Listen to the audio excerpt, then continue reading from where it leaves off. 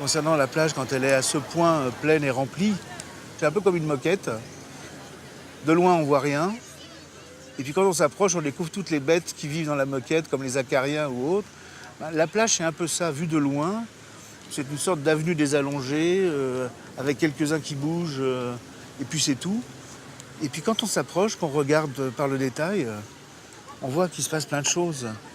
Des frôlements de corps, des paroles qui s'échangent, des murmures, on se raconte soi à l'autre, à un autre qu'on ne connaît pas. C'est un peu de la psychanalyse en plein air. Bon, c'est tout ça la plage, ça fourmille d'événements en fait.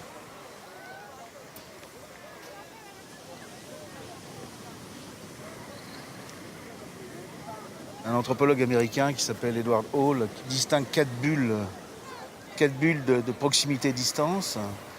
Il y a la première bulle qui est la bulle intime, qui est celle aussi bien de l'amour que de la lutte. C'est ce qui va de 0 cm à 40 cm.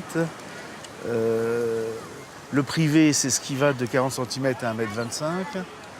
Et puis le social, c'est ce qui va de 1,25 m à 3,60 m. Au-delà, on est dans l'espace public, c'est-à-dire au fond un espace qui n'est pas encore de relation, mais qui peut le devenir. Bon, ça donne simplement un ordre de grandeur, et c'est vrai que sur la plage, on s'aperçoit qu'on est quand même très largement dans l'espace privé et l'espace social, avec l'espace intime toujours très très proche, que l'espace public, à la limite, c'est peut-être ça le mystère de la plage ou son charme, c'est qu'il n'y a plus au fond d'espace public.